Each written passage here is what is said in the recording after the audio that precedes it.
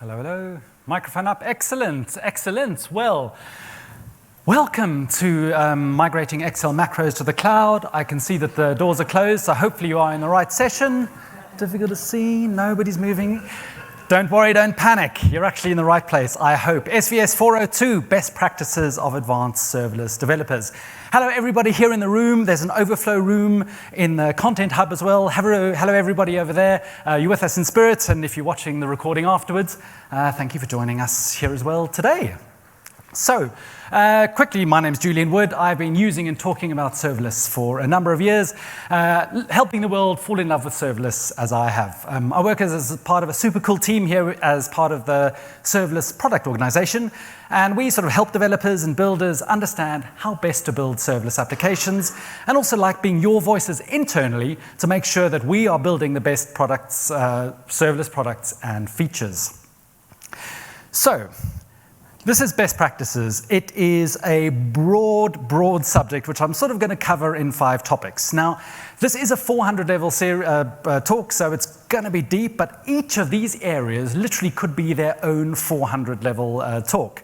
So I got excited about creating slides and creating this talk, and so, apologies, I decided to err on the side of sharing more best practices rather than less.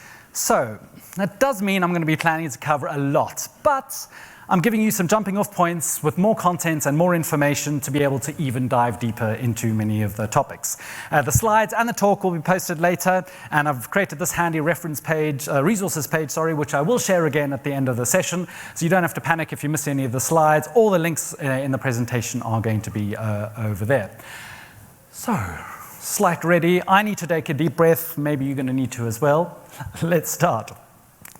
So the first broad topic I want to cover is the power and importance of events.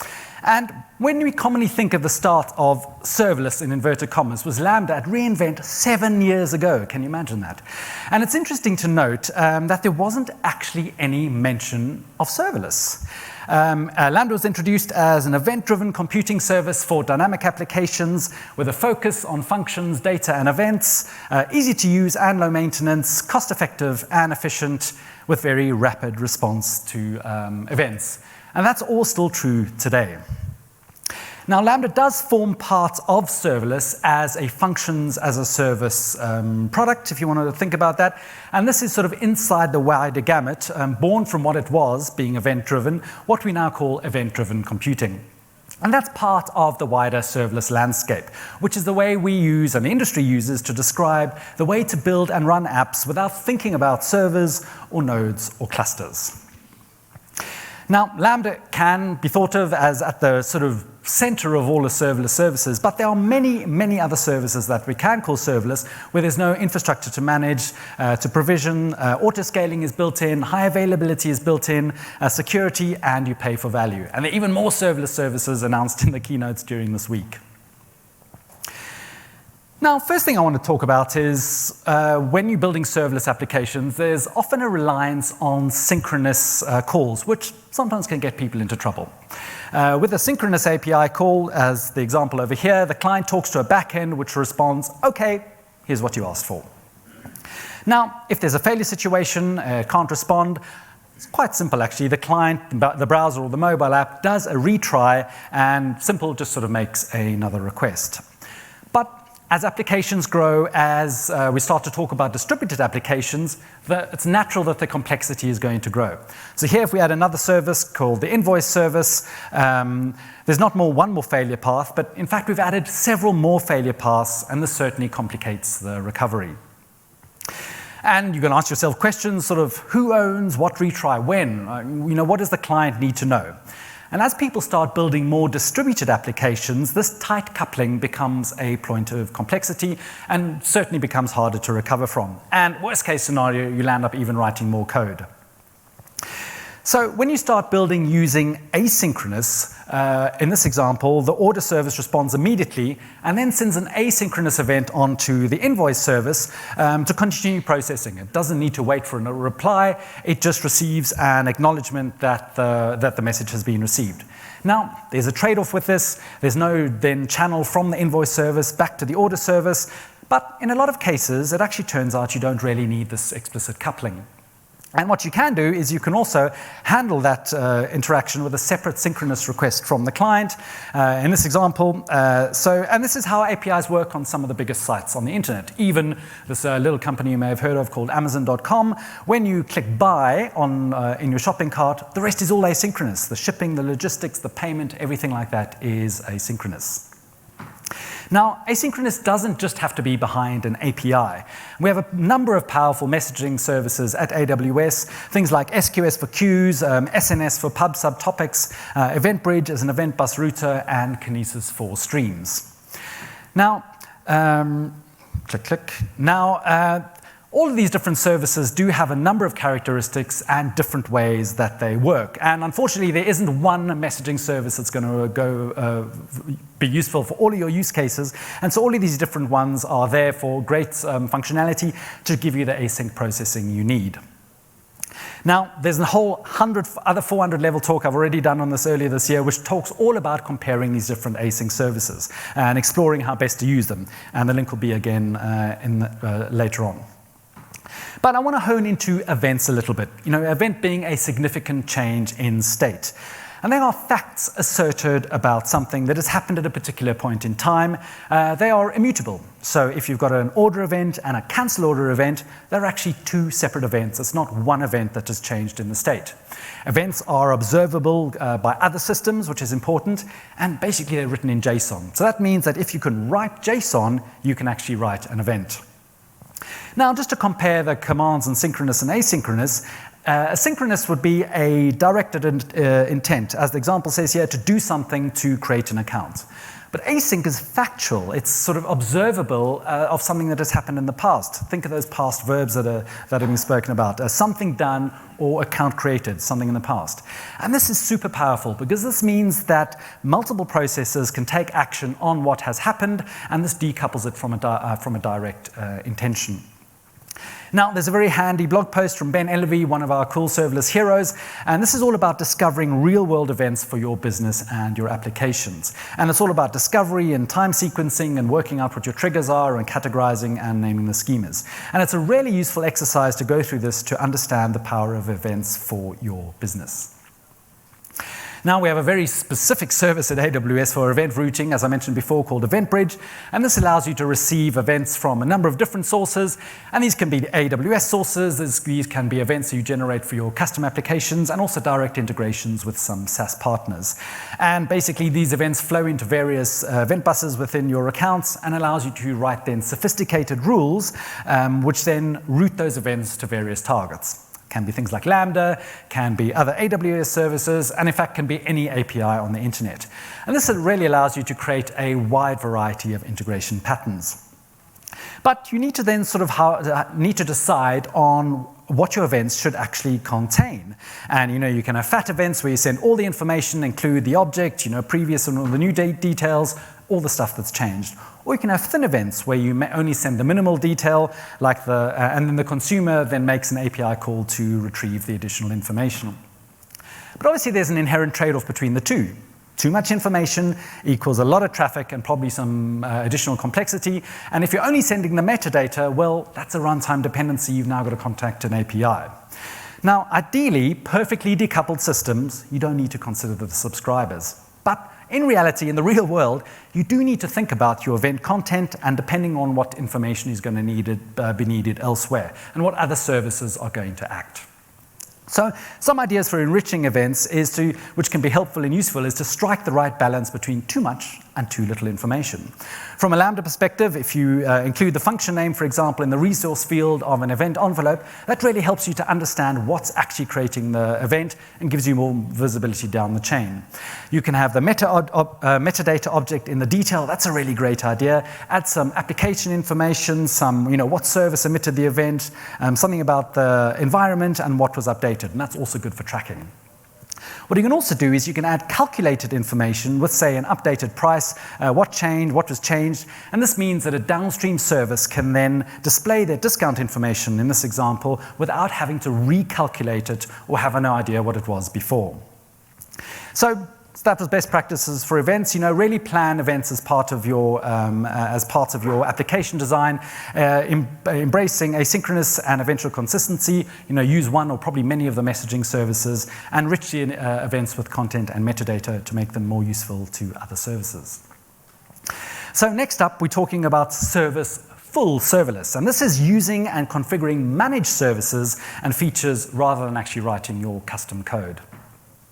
So when we often talk about a serverless application, you may have seen the slide before, one with Lambda at the center, which we know can be written in a number of languages or bring your own, and an event source then triggers that Lambda function, which is then going to send its output to some other kind of service. But what if the event source could actually talk directly to a destination service, and you don't have to maintain your own code? And this is what's called a direct service integration, which is being service full. Now, a great quote from literally one of the fathers of Lambda, Ajay, says, use Lambda when you need to transform information, not transport information. If you're just copying data around, there's certainly going to be other ways.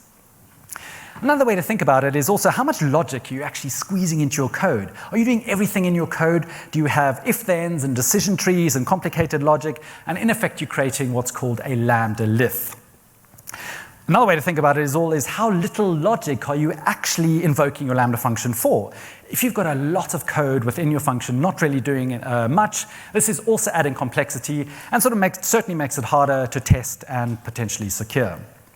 Now, often this starts with good intentions. If you're moving to the cloud from an on-prem environment or maybe a VM, or you're doing something from a container, and you have all the components in a single place. And then, you move to the cloud and you wisely choose Lambda because you know what you're doing. And cool, you stick an API in the front of it, maybe some storage in the back of it. But all that complexity still sits within the Lambda function. Now, in time, you really should be migrating to discrete services. Use the best service for the job.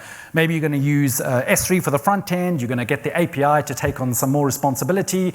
Things like the authorization, the caching, the routing, and then use the async messages services and something workflows like step functions. And use the native service error handling and retries. Then also, it's a good idea to split your functions into discrete components. Use single-purpose Lambda functions, and this helps them scale individually, gives you higher resilience, improved security, and certainly lowers your costs. Another way to think about it is if you've got a larger app, there are these axes of complexity, dependencies, and resource. And each axis grows with an app, and it's more to manage and to scale. If you've got then smaller discrete components, you can individually manage the axes. And this follows best practices and gives you a single responsibility for certainly your functions and other services with better durability, reduced risk, and improved security. Now, another aspect to think about is effectively using orchestration and choreography rather than actually writing your own code. So step functions is a super cool workflow service, and this allows you to build in transactions to coordinate components, and has got a super cool visual workflow to easily build them, and allows you to have branching and error handling built within the service. I mentioned before we've got Event Bridge. This is sort of for choreographing different components. Your application can produce and consume events, and these events can then flow between the different parts of your application and even between distributed applications. But even within these, there are ways to reduce code and be more efficient. Step functions allows you to call any SDK action directly from step functions. That's 9,000 potential API calls, no Lambda required. Event Bridge has API destinations. This allows you to directly call any API on the internet, and it's got security, and it's got retries, and it's got throttling really just built into the service. This is two great ways to use direct service integrations and reduce your code. Remember, the best performing and cheapest Lambda function is the one you actually you remove and completely replace with a built-in integration. Now, when we're talking about service, all the best practices, use service integrations, avoid coding when you don't have to, use Lambda to transform, not transport, leave all the transporting to the messaging services, use nimbler, more secure, single-use Lambda functions, and use the best service for the job. It's actually really simple to add another queue. It's going to give you some cool capabilities. And of course, step functions and Event Bridge, I spoke about that for orchestration and choreography. But now, you may think, Julian's suggesting not using Lambda. Well, I am suggesting not using Lambda when you can, but Lambda is still an important part of a serverless application with some amazing capabilities, and it's certainly worth understanding and exploring how Lambda works. Now, Lambda has an API, and this is the front door to the Lambda service, and it's used by all things that are going to invoke a Lambda function. It supports synchronous and asynchronous calls, and you can pass basically any event payload, and this makes it extremely flexible. The client is built into every SDK, and so that makes it easy to invoke. Now, we've actually got 3 invoke models for Lambda. Synchronous, we spoke about that before. The caller calls the Lambda. This is either directly via the SDK or via API gateway in this example, using the /order URL, and this will then be mapped to a Lambda function. And you send the request to the Lambda function, it does some processing, waits for a response, and then returns that response directly to the client. Now, async is either invoking it directly or using an S3 change notification or an event bridge matched rule. And here you don't actually wait for a response. You basically hand the event off to Lambda, and Lambda does the rest. Lambda responds, acknowledgement, I got your event, I'm going to carry on doing it. Internally, Lambda actually places this in an internal queue and then sends the results, sends the payload off to your function, but there's no actual return to the original caller. For the event source mapping, this is a Lambda resource which then reads items from a batch from products like Kinesis or DynamoDB or even SQS or Amazon MQ. And then these, you've got different producers which then produce events which place them onto the stream or the queue, and this is an asynchronous process. And then Lambda manages a polar as part of managing the service and reads the messages off the queue or the stream and then sends batches of those messages to the function asynchronously, and it does that asynchronously so it can track the processing and manage the deletions if it needs to. Now, switching to the Lambda execution environment and looking now at the lifecycle. There are 3 phases of the lifecycle. There's init and invoke and shutdown, and I'm not showing shutdown over here. And the timeline sort of moves from left to right. From a first invocation, it's going to run the initialization process, and this is going to create an execution environment based on the configuration that you've done for your Lambda function. And this execution environment is a secure, isolated runtime environment, and that's built within a micro VM, which is used to run your code. And this micro VM is not shared between any other function, any other accounts, or any other customer. Lambda then downloads the code, your Lambda layers or your container image, and then it's then going to initialize the language runtime. So this is going to be Node or Java or the custom runtime you may have brought yourself. Then runs the function initialization code, and this is the code that is in your function that is outside the handler. And this completes the init phase, and this whole init phase is what's commonly called the cold start. Then the function invoke happens, and it runs the handler code. It's going to receive the payload from whatever system is sending it on, and it's going to then run your business logic. Then, once the invoke is complete, the execution environment is actually going to stay available to run the handler again, which is then what is called a warm start. Now, there's actually a separation of duties, which is important for optimizing your serverless applications. There's the AWS part, and there's your part. And for a standard function configuration, this line sort of is just before the pre-handler code runs. If you are using cool features like Lambda extensions or runtime modifications, you actually can have more control on how Lambda works. And so that optimization shifts just a little bit left, where you can actually control the extensions and how the runtime starts up. Now, cold starts is all about when you're servicing more requests, when you're scaling up for events, or you're using provisioned concurrency. I'll explain that a little bit later. And when you also update your code on configuration and you do a new deploy. And these are sort of actions that you can choose to do. But there are also things behind the scenes that AWS is going to do just as part of managing the service. And we periodically refresh the execution environments to keep them fresh. We need to replace failed execution environments or failed servers. If we need to rebalance it across multiple availability zones. And this is to manage the high availability for you. And these are cold starts that you can't actually control. It's just sort of part of the managed service. Now,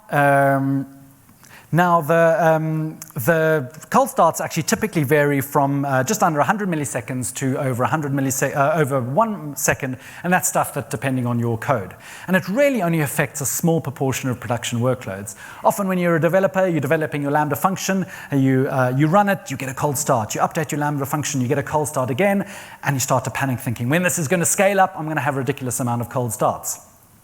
But the fact of the matter is the more the more Lambda functions that you have running at any one time, the percentage of cold starts is going to dramatically reduce due to the execution environment reuse.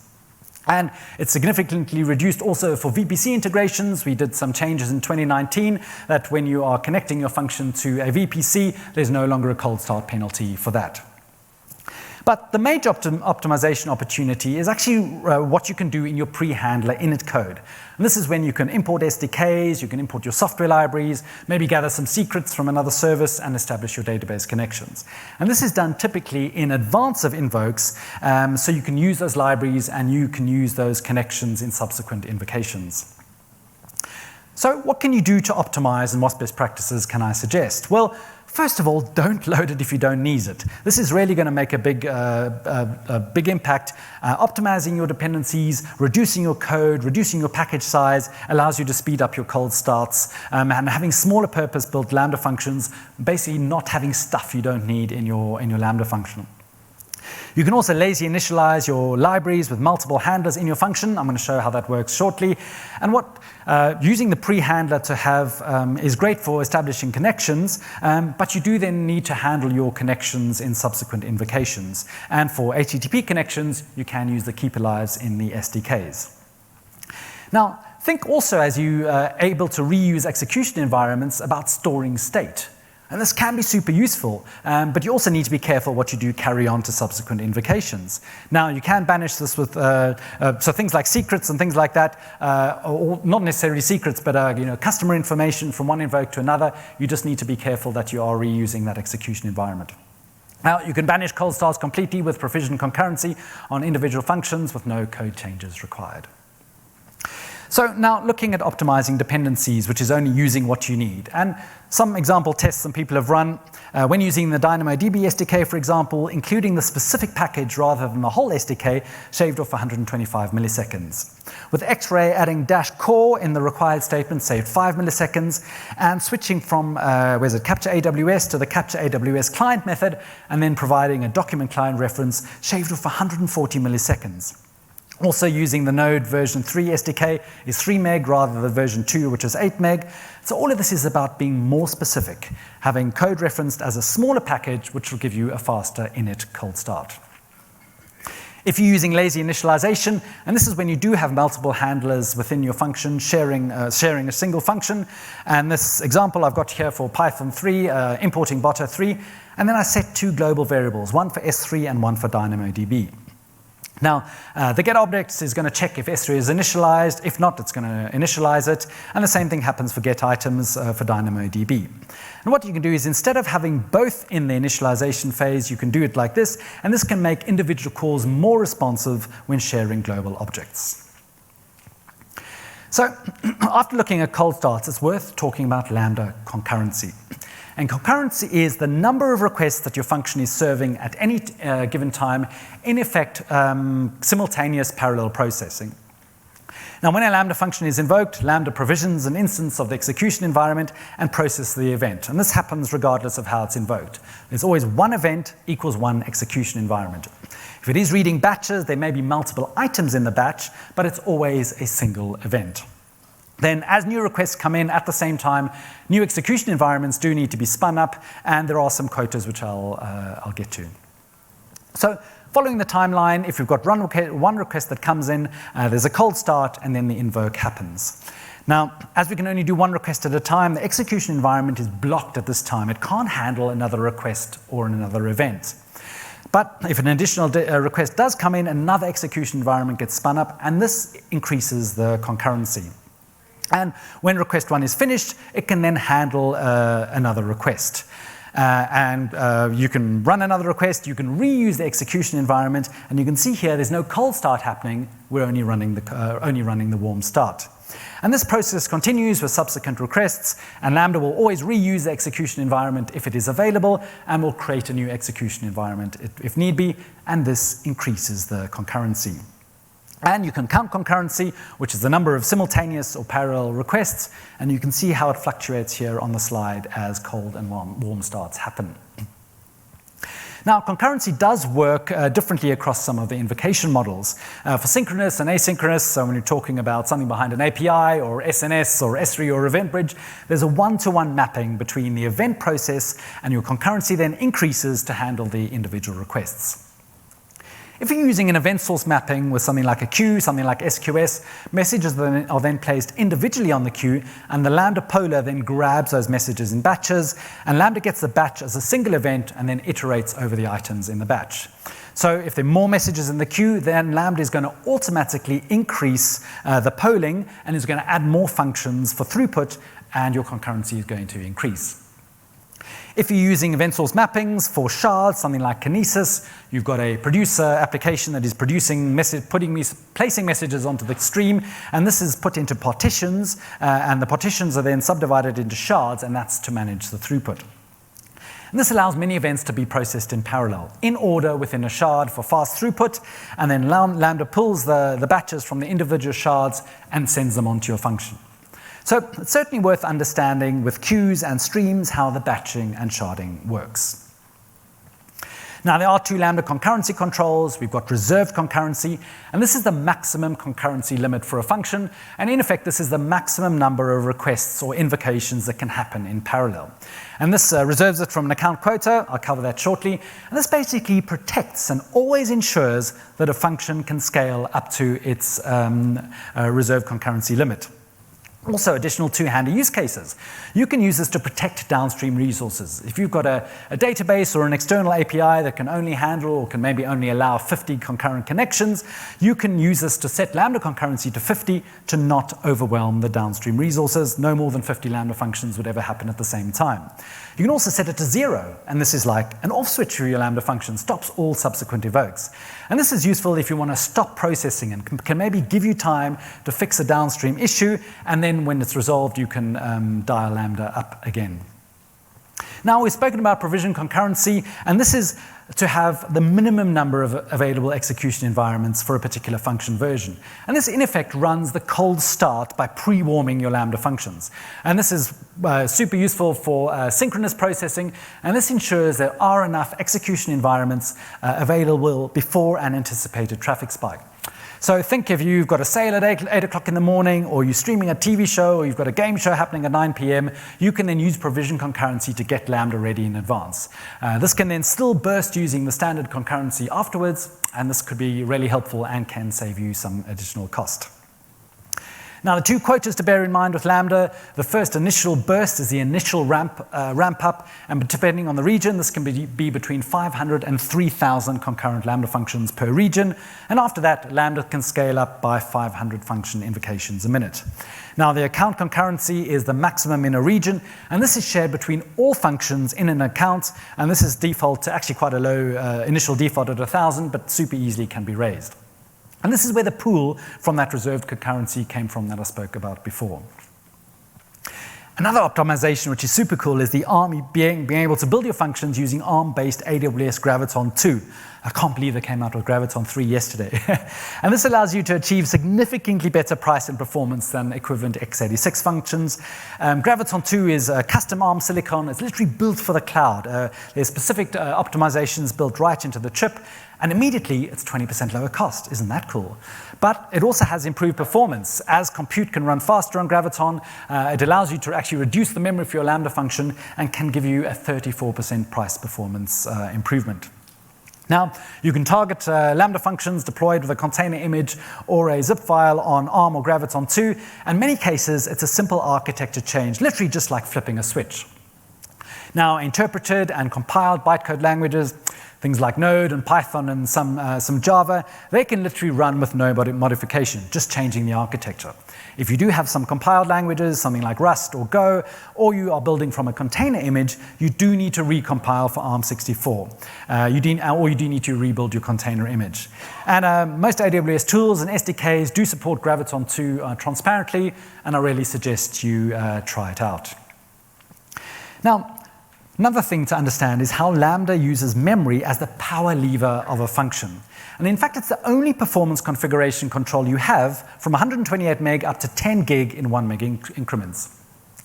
Now, an increase in memory also proportionally increases the number of virtual CPUs plus the networking bandwidth. So any code that you've got that may be constrained by memory or CPU or network, adding more memory can improve your performance and reduce your costs.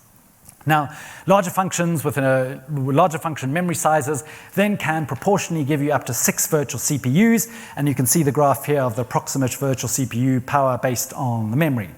Now, these large functions are cool. It means you can have some pretty big memory-intensive and CPU-intensive workloads. But if you are then have a function that's going to use more than one core, CPU-bound workloads will see gains, but they obviously do need to be multi-threaded to take advantage of that. So we also consider having smart memory allocation to match the memory allocation for your business logic. For example, if I'm calculating prime numbers under 1 million, say 1,000 times, I try between 128 meg and a gig. And here you can see the best and worst performing in terms of duration and cost. But now the difference in time between the fastest and the slowest, you can see here, is more than 10 seconds. But the cost is only a fraction of a cent. And so it means you can have a dramatically faster Lambda function for very little additional cost. And this could be super useful for your Lambda function. Now, working out can be a super manual process, but don't worry, we got you covered. We've got an open source tool called AWS Lambda Powertooling, and this is a data-driven approach to be able to visualize and fine-tune your memory and your power configuration. Actually uses step functions under the hood and can run concurrent versions with different memory configurations to measure how your Lambda functions perform. And it runs in your own account using your own real function calls, so it's particularly useful. And can show you the lowest cost and speed to find the right balance for your Lambda function. Now, power tuning is cool because it can also now compare 2 values for 2 different functions. And this is particularly helpful to compare graviton functions compared to x86, as PowerTuner can compare the cost separately for x86 and ARM. In this case, you can see here the ARM function is 27% faster and 41% cheaper. So this would be a great Lambda function to be able to move across. So this is a super useful tool to help you find the right memory config for your real-life workloads. So it's worth taking the time to understand the different invocation models and Lambda lifecycle, how to optimize your cold starts by being more efficient with your code and making use of execution environment reuse. Understanding your concurrency and the quotas work, why not give it a try, save money and get better performance with Graviton 2, and also know how memory is the power lever for additional CPU, network, and memory, and how to measure it. Now, there's even more deep dive information all on this on optimizing Lambda performance and cost for your serverless applications. So this tech talk can give you even more details. So now we're going to be talking about configuration as code. Now, infrastructure as code is a really cool thing, and it can give you superpowers when developing and deploying your serverless applications. Infrastructure as code allows you to define your resources, to set up your infrastructure using configuration files. In effect, treat your configuration as you do with your code. And this gives you powers that you can track it in a Git repo, you can do version control, you can do reviews, you can do pull requests, and that's super useful. And in effect, also, in a serverless application, your infrastructure actually is your app. There isn't this big distinction. Your queues or your events and everything that you build up as part of your infrastructure is part of your app. It's not this separate kind of thing. And also what you want to be doing is you want to be automating your provisioning process. This gives you robust, repeatable deployments, allows you to get rid of configuration drift, and be able to deploy to multiple environments and even multiple accounts. Now, there are serverless-specific infrastructure as code frameworks to define your cloud resources. From AWS, we've got AWS SAM for serverless, and we've got the CDK, which is helpful if you want to use your familiar programming languages. And both of these then expand to support CloudFormation and generate CloudFormation.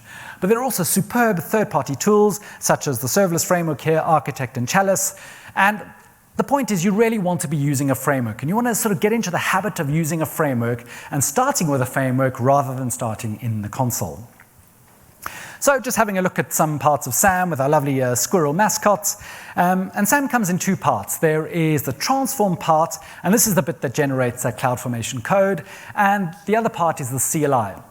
And the CLI has a whole bunch of tooling, and you can use it for local and cloud development. It's got debugging, it's got packaging, it's got deployment built in fact, a whole bunch more.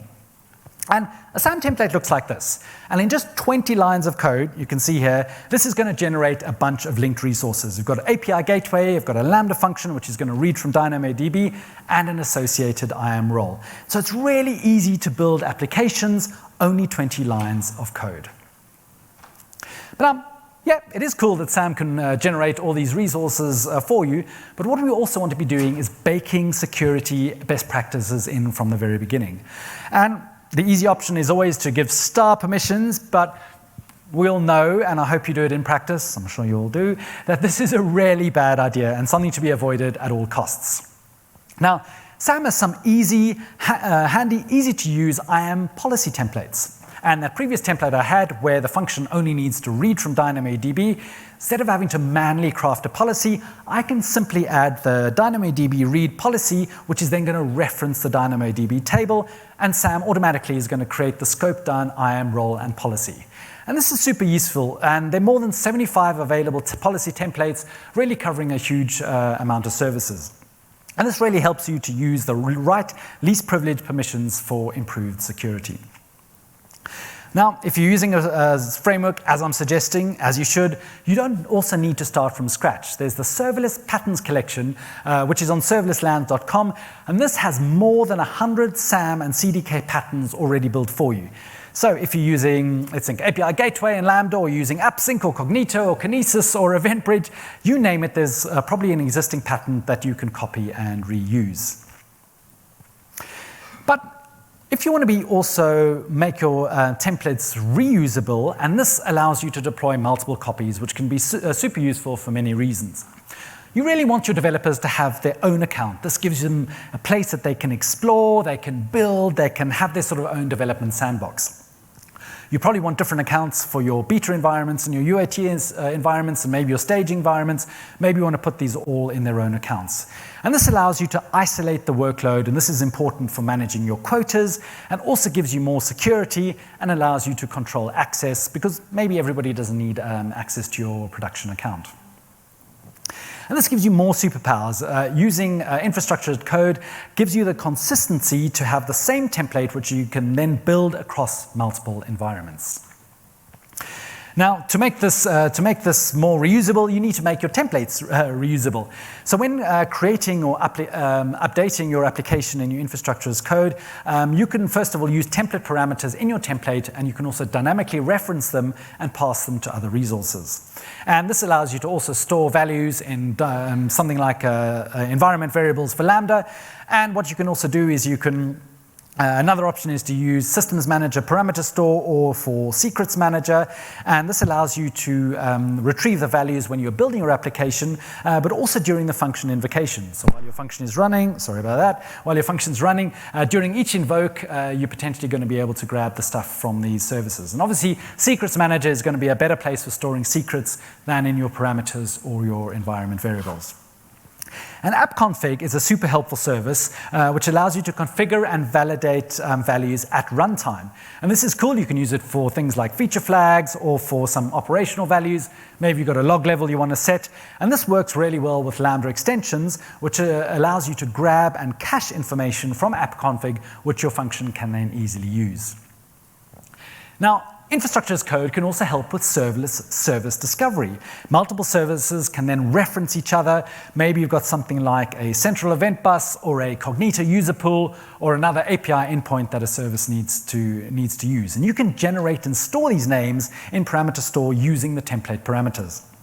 In this example, I've got SAM creating from a core service, a central event bus, and what I do is I can create an SSM parameter, which then generates the name from the template parameters and can use other environment variables, environment parameters and service names, and then it's actually going to store the value of this referenced event bus name.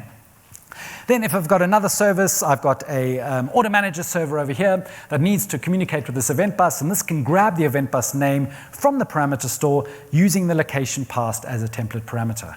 And this is super useful, super easy integration that you can do.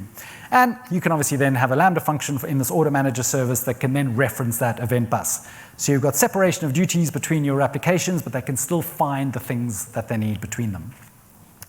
And this allows you to add a whole bunch of stuff, so different services across multiple services environments can find each other. Another infrastructure as code superpower is how it can enable your CI/CD pipeline. using reusable templates to deploy software automatically, repeatedly during the CI/CD lifecycle. And you really want to be building as much automation as possible into your pipeline and adding as effective testing as you can, and also some really good monitoring. Now, many developers used to have a single large service pipeline, and we all know that this makes things really complicated to have a single delivery pipeline. But if you're building smaller, discrete components, this allows you to give the agility to use multiple delivery pipelines. And this allows you to release much faster. You can maybe do a build for every feature, maybe every commit, run it through the whole pipeline and do your testing and your monitoring. Now, SAM CLI has a cool feature called SAM Pipelines to help with just this, and this can securely create resources and permissions to deploy applications into multiple accounts. It can use a code pipeline as well as works with code pipeline and Bitbucket and GitLab and GitHub Actions or Jenkins. Now, you don't have to feel left out of using the CDK. CDK also has CDK pipelines, and this is a construct library which is useful for code pipeline. So configuration as code, best practices, use a framework. It's going to give you superpowers with infrastructure as code to programmatically create your infrastructure with all the benefits that I've been going through. You can use reusable templates to reliably deploy to multiple isolated environments. Think if you can build and you can deploy and you can test on each commit, bringing as much information as you can during your pipelines. Now, another actually helpful tip I thought of is not having to use a single stack. So consider using multiple stacks. Not everything, even in a microservice, has to be in a single template. So you're going to have things in your application that don't change. They're going to be sort of immutable. Maybe your VPC configs or your databases, your Cognito configuration. What you can do is actually put these into separate templates, and then things that are going to change and evolve more rapidly, maybe like your function code or your state machine definitions or your event bridge rules, you can put these in their own templates. And first of all, this makes them quicker to deploy. And also, it doesn't get you into this, sometimes it happens, these crazy knots with these huge CloudFormation stacks that can get stuck. So, part of building all applications, including serverless ones, is making sure that they are happy and healthy. We all want that. There's no such thing as an application that never fails, something that keeps on running all the time, whatever life throws at it. And Werner Vogels, who's doing the keynote tomorrow, often loves to say, everything fails all the time. And we really do need to assume that will need to deal with failures, and often exactly when you don't want them to happen. Now, baked into a number of services are some helpful retry and failure handling mechanisms. Yeah, there's a lot of data on the slide, but the point is that you're still reading the data on the slide and freaking out that there's way too much to talk about. But the point is you want to be using the native service capabilities. And some services are going to expect the client to do the retry. Some are going to have auto retry built in as part of the service. They're going to use clever things like exponential backoff and jitter to not overwhelm the downstream services. Some services are going to allow you to split batches and then handle failures in different kind of ways. And the point is all of these different services have different ways of also storing data, and it's worth understanding how they all work to confidently recover from the failure. Because the one thing you don't want to do is lose any of your messages or lose any of your events. That's going to be a bad thing. Something you also do need to think of is when you are making repeat events is to handle what's called idempotency. And this means when you don't process an event twice. So something like a payment, you obviously don't want to make a payment twice. So you need to think when you're building these distributed applications that you need to be able to handle idempotency, that a duplicate payment is not going to be processed twice and you'll be able to drop the second event from doing anything. So just having a little bit of a dive deep into how Lambda handles error handling. We can see with synchronous, as we know by now, this is up to the client to retry after there has been an error. If you're using asynchronous Lambda invocations, Lambda is going to retry the requests automatically, and there are some configurable values. And what you can also do is you can configure Lambda destinations. And Lambda destinations can send records of failed events to another service. And it's a bit more useful than dead letter queues, so I just suggest Lambda destinations for your asynchronous Lambda invocations. if you are pulling from a queue with Lambda, something like SQS, you are able actually to split the batch, and then you can retry the failed parts. And what you can also do is you can set up a dead letter queue on the actual original SQS queue, so you can durably store any messages that the Lambda function hasn't been able to process and delete off the queue.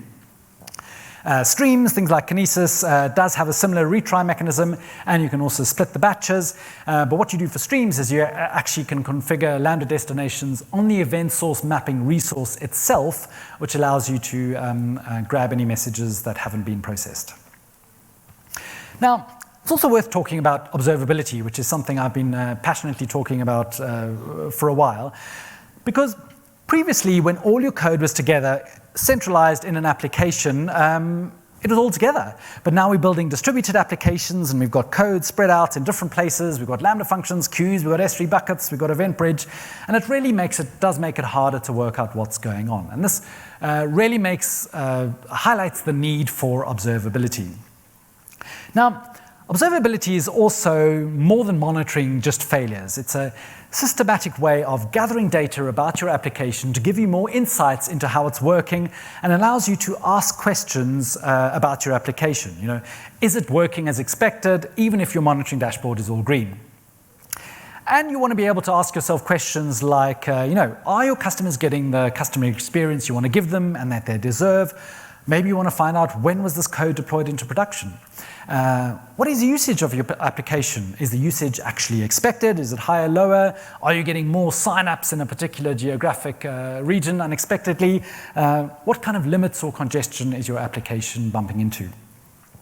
Something that's also super important is bringing in the business relevant information into your observability. Things like, what is the revenue being generated? How would an outage of a particular component affect your business? And what kind of trends would you be able to visualize? And including the business information in your observability to be able to connect the health of the system, of a system component, to the health of the business is super important. Now, there's a lot on observability we can talk about. Today, I just want to focus on logging, which I think you understand is all super important. And you can generate logs from a number of services, specifically like Lambda in this case. And you've got unstructured logs. And these are just text lines that are output to standard out. And yeah, you get your logging, but they're not particularly easy to use or particularly easy to query. You can generate your own sort of semi-structured logging, where you do some JSON into the mix. But really, we want to be looking at using proper structured logging, where in fact you treat your log info as an object, which you can then store for later and do other things with it. Now, the Amazon CloudWatch embedded metrics format really can make logs more useful by auto-creating metrics from the log entries. The first important thing is it's asynchronous, which means it's faster to create the metrics, and also cheaper because you're not waiting for a call to CloudWatch to write the metrics. On the left here, we've got an event payload, and we've got some stuff in this event payload we want to log and create some metrics from. And on the right-hand side, you can see the structure of the JSON embedded metrics format here. And this is going to include some Lambda invocation information, and it can also store values to then organize how your metrics are going to be displayed in a bundled namespace and a dimension, a way for organization. You can also then store values in the metrics from the actual event. So in this example, I've got the price and the quantity, and just by placing this into the log file, this is going to be automatically exported to CloudWatch logs. You don't have to run any additional process to generate the metrics. And there are open source client libraries available for Node and Python and Java, and it's certainly worth taking a look. The power of structured logging and using the embedded metrics format for powerful logs from your metrics from your logs. Now, once you do have your structured logs, there's even more that you can do. CloudWatch Logs Insights is a super cool tool, and this allows you to interactively do log analytics capabilities. And you can generate and you can run queries, and you can basically search for and visualize anything that is in your structured logs. This simple example just shows errors, which allows you to deep dive into your logs.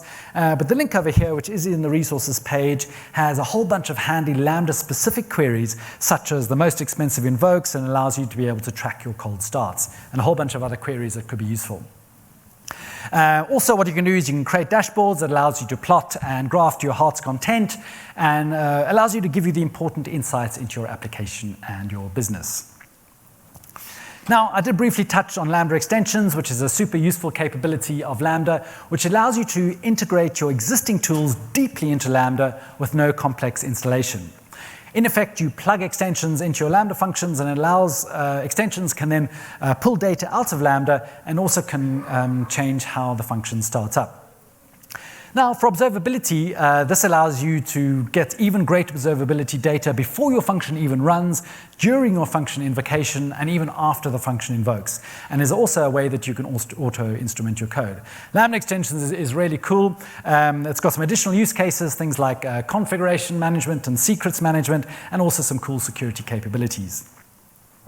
Now, there are a number of extensions already available and integrations from AWS and our many partners. So if you're using one of these great third-party companies and AWS products in your serverless applications already, I would seriously suggest you have a look at Lambda extensions because this is the best way to integrate them with your service. Lambda Insights is also a part of CloudWatch, and this gives you even more visibility into your functions above your standard metrics. You can have things like your CPU usage, your network usage, your function cost, gives you another way to get more insights into your cold starts, and plenty more information to be able to help isolate issues and to resolve them quickly. And funnily enough, under the hood, it's also using Lambda extensions. Another tool to remove the heavy lifting with observability is Lambda Powertools, and this allows you to easily add logging and tracing and metrics to your applications and also has some additional helpful utilities. They're currently open source for Python and Java, and it's open source, so if you want to contribute your own parts to it, that would be hugely appreciated. So healthy serverless is also about embracing failure, understanding the failure models of your application to build more resilient applications, which of course we all want. Observability is about gathering lots of data to make informed decisions, using the platform features. So use the platform retries and failure mechanisms to build your applications rather than maintaining your own code. Using structured logging, that 2-for-1 metrics from your logs. Use log insights to query your log data. Another tip is don't forget to configure log retention in your template, in your infrastructure as code. You really don't want to be storing your logs for longer than you need to, and this is going to save your costs. And your metrics are going to be stored elsewhere anyway, so you don't need to actually keep the logs to keep the metrics. Service Lens, didn't have a chance to cover that today, but this is a super helpful tool to give you a single pane of glass that you can visualize and troubleshoot your applications. And I talked about extensions and power tools. Now, there's plenty more about observability. There's a whole 8-part video learning series I've done, and I encourage you to take a look at Mastering Serverless Application Observability. So the last section I want to touch on is all about development workflow, optimizing how you work when building your serverless applications. Now, in a traditional development workflow, which is normal in a lot of places, you have a cycle with this inner loop, and developers are going to write code, they're going to save the code, they're going to run the code, and they're going to check their results. And they want to obviously do this as quick as possible. But many people do think, I do actually need to run my entire application locally so I can have a fast inner loop cycle.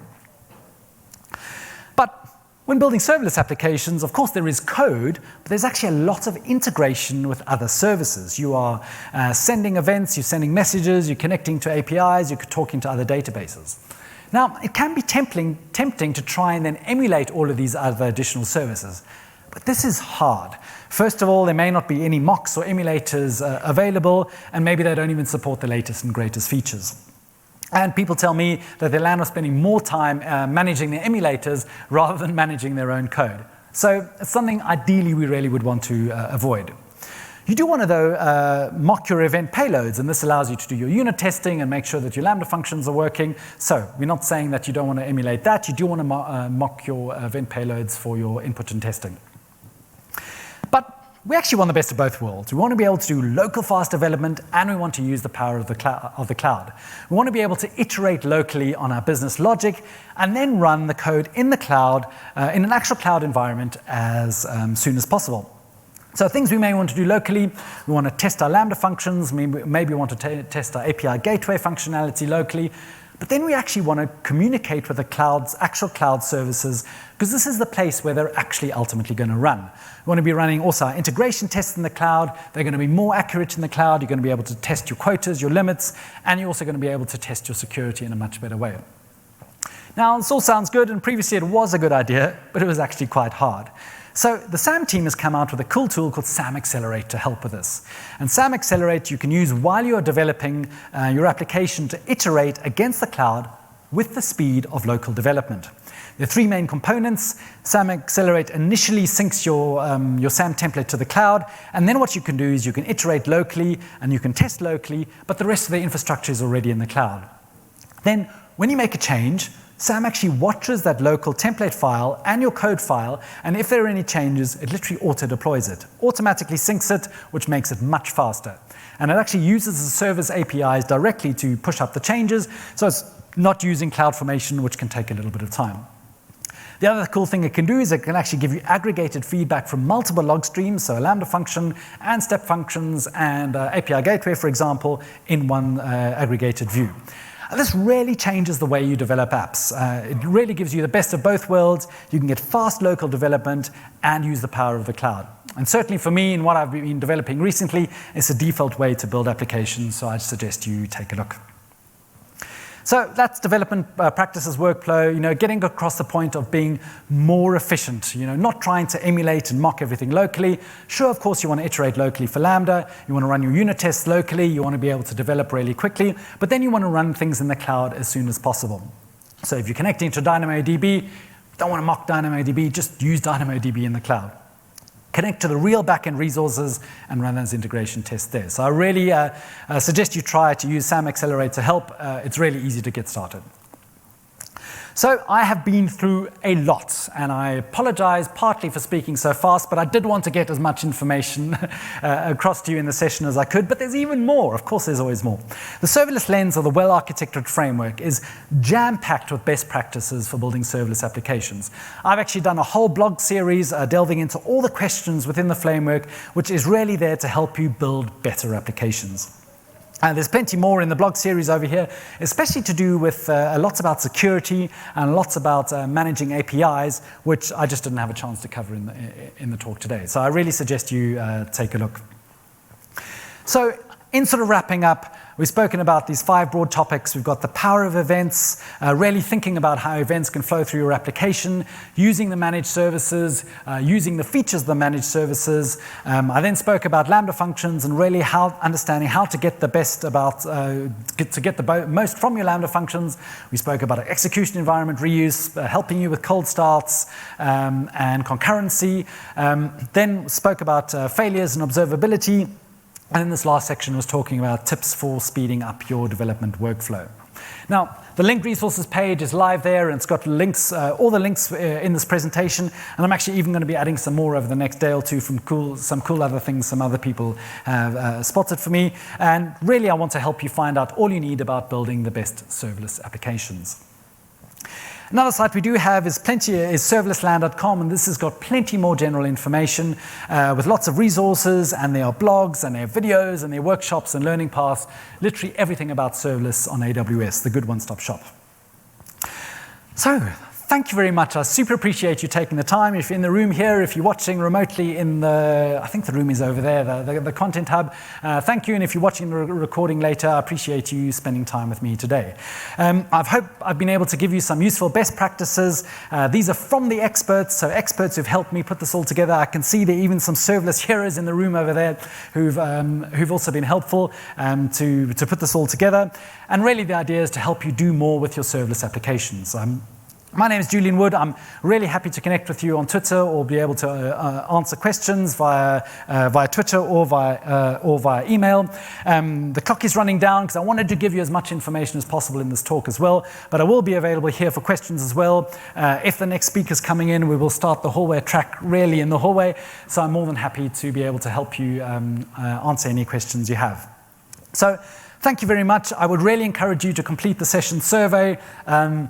I did apologize up front that there's going to be a lot of information, so if I was speaking too fast, the recording is going to be available for you afterwards. The resources slide is there as well, but we'd love your feedback, hopefully good, and certainly if it wasn't good, we'll always improve. I'm actually giving this talk again tomorrow, so I'll read your feedback and can always, as we do with AWS, always iterate as well as you can. So thanks so much for coming today.